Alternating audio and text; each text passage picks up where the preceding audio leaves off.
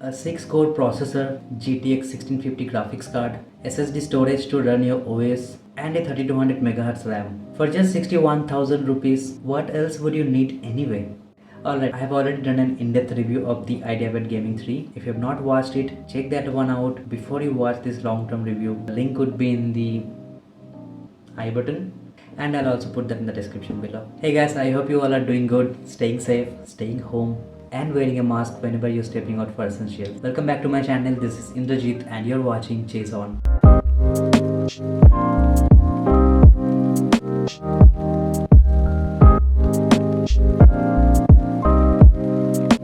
So it's been about 4 months now I'm using the IdeaPad Gaming 3. Apart from some jaw-dropping moments, I've had some disappointments too. And it seems like some of you who bought the same laptop had similar issues too. Look, budget-friendly gaming laptops have always been either a hit or a miss. I mean, you can't expect this same level of performance from a 1 lakh rupees laptop and a 60,000 rupees laptop, right? If you're paying 40,000 bucks less, you're definitely giving up on something. So it's better not to get hyped by the company promo videos. Now, the IdeaPad Gaming 3 overall is indeed the best budget videoing laptop in the market. While Acer or Asus might offer you better graphics for even slightly lesser price, but then again, you're giving up on the build quality. I myself am a big fan of Asus, but I know the way I use a laptop, things could go wrong at any moment. So when you consider what you're getting against what you're paying, overall, this one is definitely a hit. Alright, enough of my personal opinion. Let's talk about facts. Specification wise, what's good and what's bad, that I already have covered in my previous video. So let's discuss what you as a consumer would feel about after 3-4 months of usage.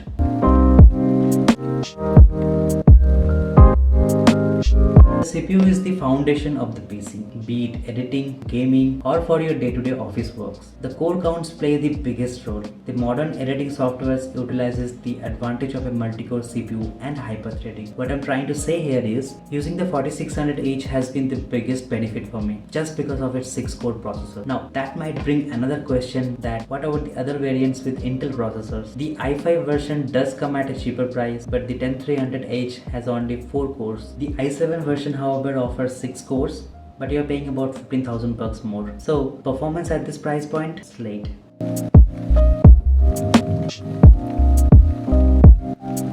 How many laptop can do this?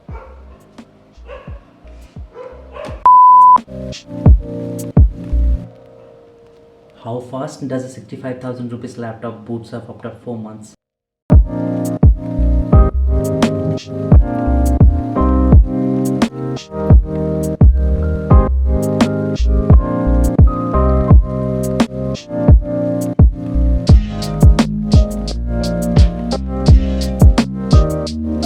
Keyboard from the same company which produces business laptops like ThinkPad, and you're ready to spend another lockdown sitting on your laptop.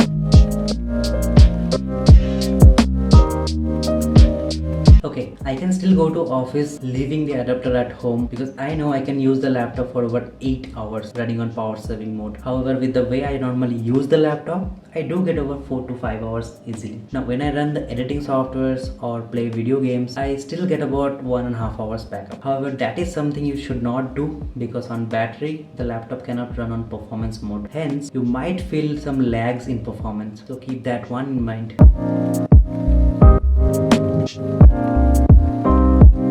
Now the real reason I don't carry the adapter is actually the weight. This thing here weighs about 2.7 kg. That's more than the laptop itself. Adding both, that's about 5 kgs. After reaching home from office, my back literally pains. Another thing to worry about? You bet it is.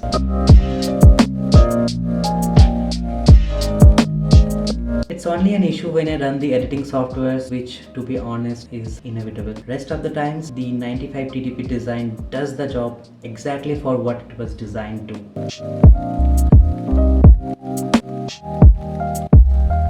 Now this is an area which is quite concerning. As I had mentioned in my previous video, the IPS screen of the IdeaPad Gaming 3 shows only 63% of sRGB, 47% of Adobe RGB, and only 45% of NTSC color gamut. As a result, you might just miss doing some color correction that you otherwise would have done if the screen had shown you its true color. Yes, if you look at my earlier videos, you'd understand what I'm talking about. So be very careful on that part. And if you are a professional photographer, just stay away from this, guys. I wouldn't want to ruin your career, to be honest. Alright, let's answer some of your comments from the previous video.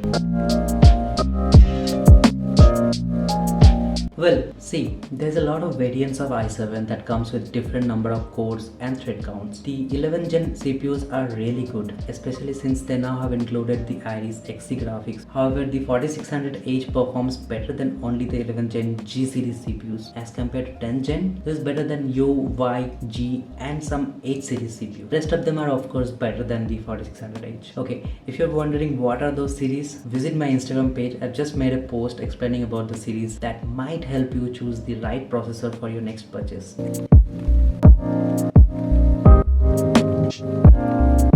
As I said, both Acer and Asus does offer similar or better option. What they can't offer is the build quality.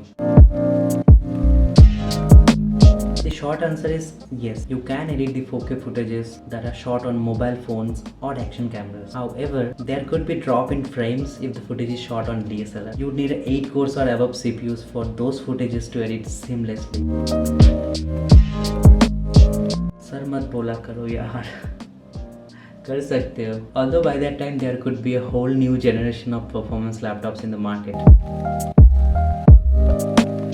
Well, I haven't done much gaming. I mainly use it for editing purpose, but I guess 1080p 60 fps would be the ideal choice because GTX 1650 is kind of an outdated GPU already.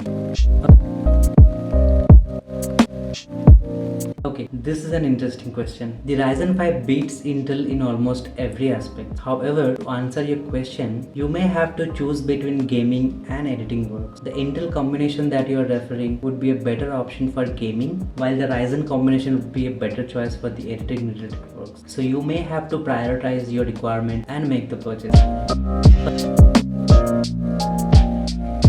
First of all, to save 9,000 bucks, which is kind of the price of Windows 10 Home, buying a system without OS is never recommended. Unless of course if you already own one or planning to run Linux. If not, please don't even consider running a cracked version on such expensive machines. I would never recommend that. Alright. So I had a long chat with this person only to find out that he is using a cracked version of Filmora 9. Guys, if you really want to go into video editing, buy a Filmora license. It's only about 3,000 bucks or so for a year. That's less than 300 bucks per month. Just don't run cracked software, please.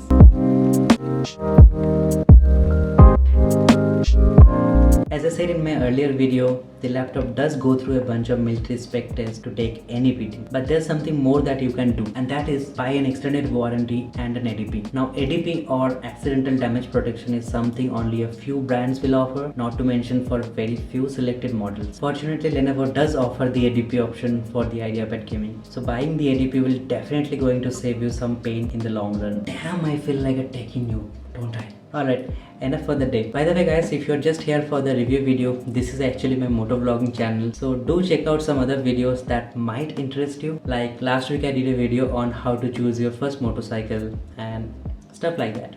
So do check out that video and well, hit the subscribe button as a thank you. It would really help me to grow my channel, and I will see you on the next video. I should have opened a review channel.